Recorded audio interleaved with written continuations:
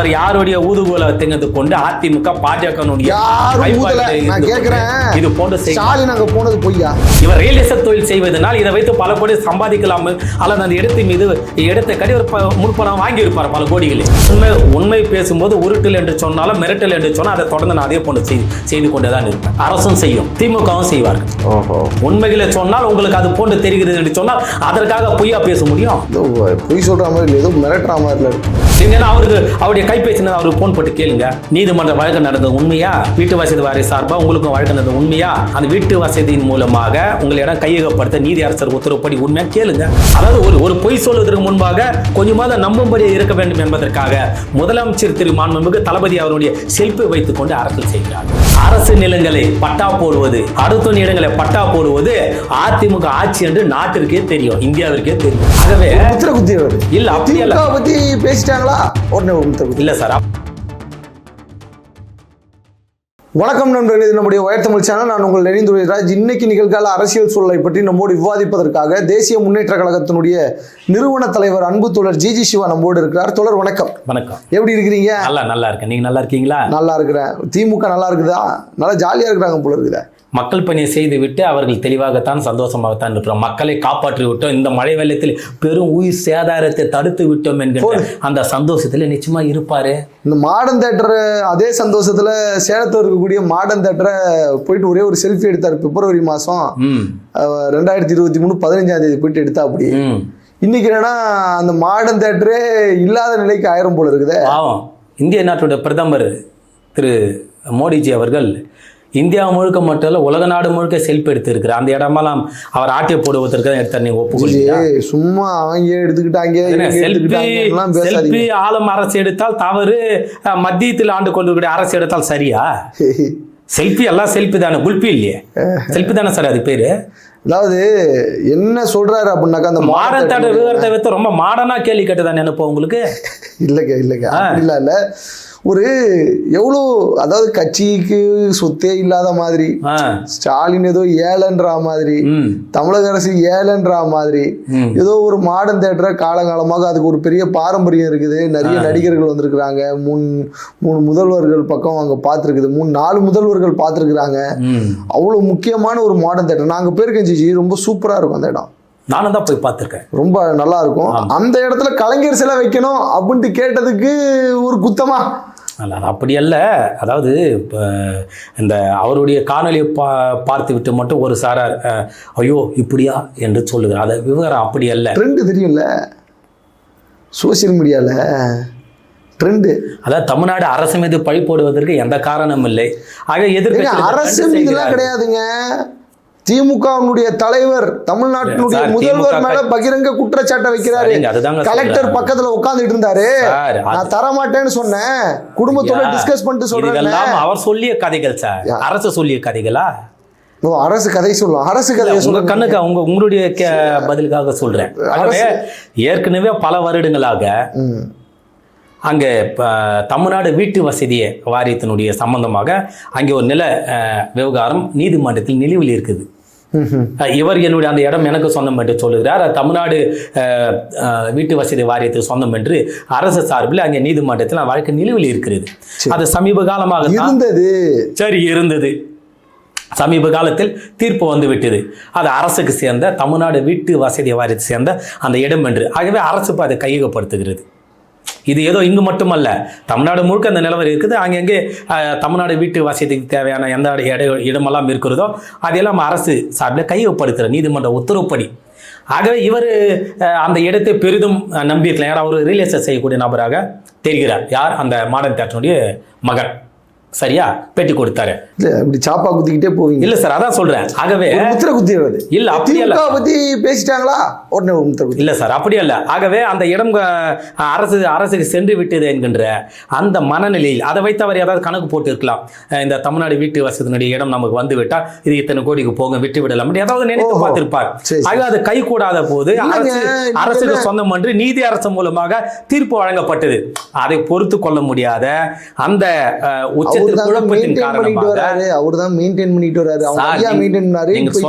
இடம் வேறு, நான் சொல்லக்கூடிய இடம் வேறு. ஆனால் இந்த நீங்கள் சொல்லக்கூடிய அந்த முதலாளிக்கும் நீதிமன்ற தமிழ்நாடு அரசு வழக்கு இருந்தது.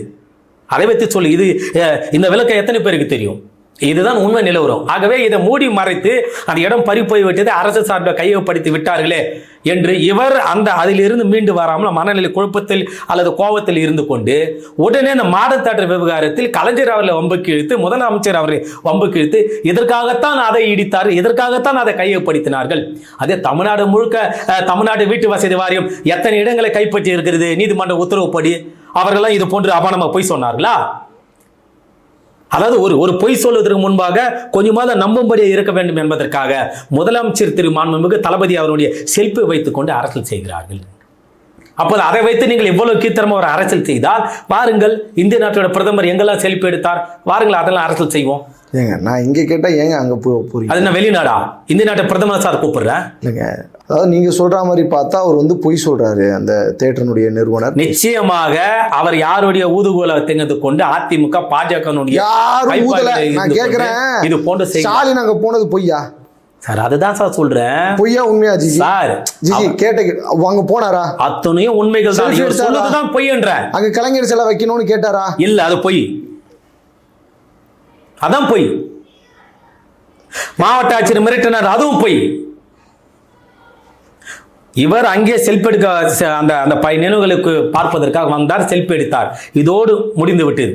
அங்கே ஒரு ஆளுங்கட்சியாக இருக்கக்கூடிய முதலமைச்சர் அந்த இடத்துல அவருடைய இடத்துல வந்து ஒரு செல்ஃபி எடுக்கிறார், புகைப்படத்தை எடுக்கிறார், பழைய நினைவுகளை பகிர்கிறார் என்று சொன்னால் இவர் முதல்வரை சந்திப்பதற்காக தன்னை மேலும் முதல்வர் வரைக்கும் எனக்கு பழக்கம் இருக்கிறது என்று சொல்வதற்காக இவர் அங்கே அப்பாயின்மெண்ட் கேட்கிறார் முதல்வரை சந்திப்பதற்கு. முதல்வர் என்ன சொல்லுவார்? ஆமாம், எத்தனை முதல்வரை உற்பத்தி செய்த அந்த இடம், அந்த குடும்பத்தார் என்னை சந்திப்பதற்காக நேரம் கேட்கிறார், வர சொல்லுங்கன்னு சொல்லியிருப்பார். இந்த புகைப்படத்தை மட்டும் வைத்துக்கொண்டு இது ஒரு ஆதாரமாக சென்றோம் இப்படியெல்லாம் கேட்டார்கள். நான் கேட்கிறேன், நீங்கள் தமிழ்நாடு வீட்டு வசதி வாரியத்தை சொந்தம் என்று தீர்ப்பு வழங்கி நீதியரசர் இதை கேட்பீர்? அந்த கேள்வியா திமுக சார் கையெழுத்து போட்டது? இல்லை, திமுக கையெழுத்து போட்டது சொல்லுங்க சார். நீதியரசர் கையொப்பம். இது போன்று ஆயிரக்கணக்கான நூற்றுக்கணக்கான சொத்துக்களுக்கு நீதியரசர் கையொப்பமிட்டு இருக்கிறார். தமிழ்நாடு வீட்டு வசதி வாரியத்தை இந்த இடம் சொந்தம் என்று ஆக்கிரமிப்பு செய்தவர்களிருந்து பிடிங்கு அரசு கஜானால வைத்திருக்கிறார்கள். அதில் இது ஒன்று அவ்வளவுதான். இவர் ரியல் எஸ்டேட் தொழில் செய்வதனால் இதை வைத்து பல கோடி சம்பாதிக்கலாம் அல்லது அந்த இடத்தின் மீது இடத்தை கட்டி ஒரு முன்பணம் வாங்கி இருப்பார் பல கோடிகளை. ஆகவே இது நடக்கவில்லை என்பதற்காக இது போன்ற ஒரு மரமாற்று வேலையை செய்கிறார். இதுதான் உண்மை. ஜிஜி வந்து ரியல் எஸ்டேட் பிஸ்னஸ்லாம் பண்ணுறதுண்டா சார்? நான் செய்யறதில்லை சார். இல்லை, நீங்கள் ஒரு உருட்டுறீங்களா? அப்படி செய்தாலும் கூட நாங்கள் அது போன்ற கீழ்த்தரமான சம்மந்தம் இல்லாத நபரை பேச வேண்டிய அவசியம் எனக்கு இல்லை சார். உருட்டுறீங்களே நீங்கள், அது நீங்கள் சொல்றதே சார். உண்மை பேசும்போது உருட்டல் என்று சொன்னாலும் மிரட்டல் என்று சொன்னால் அதை தொடர்ந்து நான் அதே போன்று செய்து கொண்டே தான் இருப்பேன். அரசும் செய்யும், திமுகவும் செய்வார்கள். ஓஹோ, உண்மைகளை சொன்னால் உங்களுக்கு அது போன்று தெரிகிறது என்று சொன்னால் அதற்காக பொய்யா பேச முடியும்? ஏதோ பொய் சொல்ற மாதிரி இல்லை, ஏதோ மிரட்டுற மாதிரில இருக்கு. இதான் இப்பதான் நான் சொன்னேன் சார். உண்மையில பேசுகின்ற போது உங்களுக்கு அது போன்று தெரிந்தால் அதற்காக நான் உண்மை பேசாமல் இருக்க முடியுமா? அதுக்காக நாங்கள் எங்கள் வேலையை செய்து கொண்டுதான் இருப்போம். அதுக்காக மிரட்டாம இருக்க முடியுமான்னு கேக்குறீங்க, மிரட்டுவோன்றீங்க சார். உங்களுக்கு அது போல தெரியுது சார். இதற்கு முன்பாக நீங்க ஒரு பட்டியல் எடுங்களேன். தமிழ்நாடு வீட்டு வசதி வாரியத்தின் அடிப்படையிலே நீதிமன்றம் சென்று தீர்ப்பு வழங்கி எத்தனை இடங்களை தமிழ்நாடு முழுக்க கையகப்படுத்த ஒரு பட்டியல் எடுங்க. அந்த நிலத்தை அரசு கொடுத்தல் யாராவது இது போன்ற பொய்யான குற்றச்சாட்டு வைத்திருக்கிறாங்களா?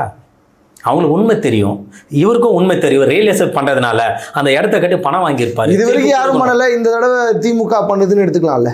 இல்லையா? அது உங்களுடைய நிலைப்பாடு. சார், பொதுவாக நான் சொல்றேன் பாருங்க, அரசு நிலங்களை பட்டா போடுவது, அடுத்த இடங்களை பட்டா போடுவது அதிமுக ஆட்சி என்று நாட்டிற்கே தெரியும், இந்தியாவிற்கே தெரியும். நீங்கள் எத்தனை உரிமையாளரை மிரட்டி எத்தனை பங்களாக்களை வாங்கினீர்கள்? நீங்க சொல்லுங்க. அதை மறைப்பதற்காக 2011 அந்த அம்மையார் நம் மீது இந்த கரை இருக்கிறது, இது எப்படி திசை திருப்ப வேண்டும் என்று தமிழ்நாடு முழுக்க இருக்கக்கூடிய முன்னாள் சட்டமன்ற உறுப்பினர்கள், முன்னாள் அமைச்சர்கள் மீது பொய்யாக ஒரு வழக்கு பதிவு செய்து நில அபகரிப்பு ஒரு குற்றச்சாட்டு வைத்து அபகரிப்பு செய்து சிறையில் தள்ளினார்களே. ஏன்னா அது உண்மை என்று சொன்ன 10 ஆண்டுகள் ஆட்சியில் நீங்கள் தானே இருந்தீர்கள். ஒரு அமைச்சர் நடவடிக்கை எடுத்து முன்னால் பொய் வழக்கு பதிவு செய்ததில் தீர்ப்பு வழங்கப்பட்டதா? தீர்ப்பு கொடுக்கப்பட்டதா? தண்டனைக்குள்ளாக்கப்பட்ட நபரை மாற்றி இருக்கிற இல்லையே. உண்மையாக தானே முடியும் உங்களால். ஆகவே அரசியல் கட்சிகள் தொடர்ந்து கூர்ந்து கவனித்துக் கொண்டிருக்கிறது, அதை எதிர்கட்சி. இந்த அரசு மீது எந்த பக்கம் திரும்பினாலும் இவர் மக்கள் நல சார்ந்தே இவருடைய திட்டங்கள் இருக்கிறது, செயல்படுத்திக் கொண்டிருக்கிறார்கள். ஆகவே இவர்கள் அரசியல் செய்யாம, இவர்கள் மக்கள் பணி செய்யாமல் எதிர்கட்சியில் இது போன்று தகுதித்த வேலைகளுக்கு முன்னுரிமை கொடுக்கிறார்கள். அதனுடைய வெளிப்பாடு தான் இந்த சேலம் மாடர்ன் தியேட்டர் விவகாரம். அதுவும் மாடர்னான விவகாரம். அதிமுக கட்சியில் எத்தனை பங்களாக்களை நீங்கள் மிரட்டி வாங்கினீர்கள்? அவளெல்லாம் பாதிக்கப்பட்டு உயிரோடு தானே இருக்கிறார்கள். உங்களை போன்ற ஊடகவியலாளரோட உண்மையில சொன்னார்களே இல்லையா? யாரு சார் அது? நீங்க கங்கை அமரன் சொல்றீங்களா? நீங்க உங்களுக்கே தெரியுது பாருங்க. கங்கை அமரன் சொல்லலீங்களா?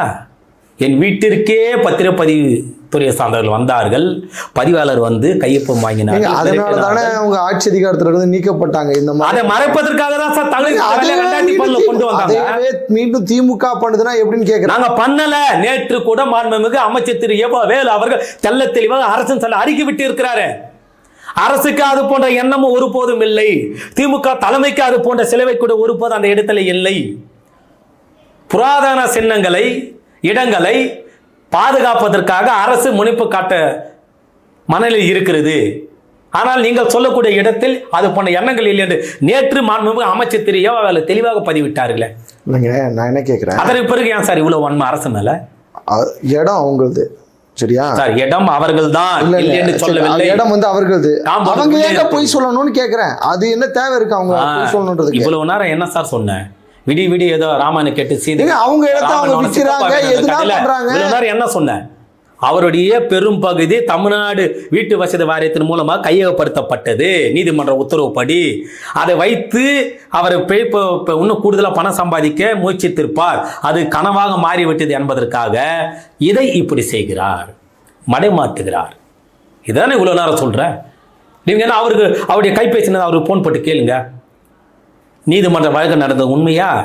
வீட்டு வசதி வாரிய சார்பாக உங்களுக்கும் வழக்கு நடந்தது உண்மையா? அந்த வீட்டு வசதியின் மூலமாக உங்களிடம் கையகப்படுத்த நீதி அரசர் உத்தரவுப்படி உண்மையாக கேளுங்க. அவர் இல்லைன்னு சொல்றாரா பார்க்கலாம். அவர் இல்லை என்று சொல்லிவிட்டால் நான் ஆதாரத்தை கொடுக்க தயாராக இருக்கிறேன். ஆமாம் என்று சொல்லிவிட்டு அது அத்தனை கட்டுக்கதை நீங்கள் ஒப்புக்கொள்கிறீரா? சொல்லுங்க சார். ரெண்டுல ஒன்று நடக்கணும்ல, சொல்லுங்க. ஒத்துக்கிறீங்களா? நீங்க நான் ஆதாரத்தை காட்டுறேன்னு சொல்ல இல்லைன்னு சொல்லுங்க. நீங்க சொல்லக்கூடிய மாடர்னான தியேட்டர் முதல்ல இல்லைன்னு சொல்லுங்க. இல்லைன்னு மறுக்கிறாரு சார். நான் சொல்லக்கூடிய கருத்தை சொல்லுங்க. நீதிமன்றம் மூலமா உத்தரவு பிரிக்கப்பட்டு அந்த தமிழ்நாடு வீட்டு வசதி வாரியமாக அந்த இடத்தை கையகப்படுத்தினார்களா இல்லையா? இல்லைன்னு சொல்லுங்க. அதை வைத்து தான் இது போன்று வேலைகளை அவர் மடைமாட்டுகிறார். எதிர்கட்சியினுடைய தலைவனுடைய வீடு எங்கே இருக்கிறது? அங்கே இருக்கிறது. இந்த கோமாளி அண்ணாமலையுடைய வீடு எங்கே இருக்கிறது? அங்கே இருக்கிறது. இவருடைய தூண்டுதலின் பெயரில் தான் இது போன்று நடப்பதாக மக்கள் பேசுகிறார்கள். இதை நான் பேசவில்லை. அப்போ ஒருத்தர் ஒரு குற்றச்சாட்டை முன்வைக்கிறார் அப்படின்னாக்கா திருப்பி அவங்க மேலேயே பழி வந்துடும். திமுக வந்து அந்த பழியை வந்து போடும். உடனே ஒரு டிராமாவை வந்து பண்றதுக்கு உங்களை மாதிரியான ஆட்கள் வந்து ஊடகத்தில் வந்து உட்காந்து பேசி சார். அப்படி இல்லை சார். உண்மைகளை சொல்லும் போது நம்ம மறுக்கிறீங்க, அல்லது பொய்யான தகவலை மக்கள் மத்தியில் சொல்லும் போது நாங்கள் உண்மையில சொல்லுதானே தெரியணும். ஒரு குற்றச்சாட்டை வைப்பவர்கள் மீது பழி போடுவது என்பது இப்போ 2 நாட்களுக்கு முன்பாக நடந்தது பாருங்க. நாடாளுமன்ற தாக்குதலில் உண்மை குற்றவாளி யார், இது வாத பொருளாக மாற்ற வேண்டும், வாதிக்க வேண்டும் என்று சொல்லி அந்த நபர்கள் மீதே பாஜக அரசு சஸ்பெண்ட் நடவடிக்கை எடுத்தார். பார்த்தீங்களா? இந்த கேள்வி நீங்கள் அங்கே வைக்கணும் சார். ஜனநாயக மாண்பை கையில் எடுக்காம சர்வாதிகார போக்கை கையில் எடுத்து கிறிஸ்துவ வெறுப்புகளை, இஸ்லாமிய வெறுப்புகளை அவர் மீது உமிழ்ந்து மத அரசர் செய்து கொண்டு அந்த கேள்வி அங்கே வையுங்க சார். மக்கள் நேயத்தோட மனித நேயத்தோட ஆட்சி நடத்துகிற திமுக அதை வச்சு நீங்கள் ஏன் சார் குளிர்காயின்னு நினைக்கிறீங்க? இது உங்களுக்கு நியாயமாகப்படுதுங்களா? பல கேள்விகளுக்கு எங்களுக்கு விவரமாக பதில் சொன்ன உங்களுக்கு ரொம்ப நன்றி. நன்றி சார்.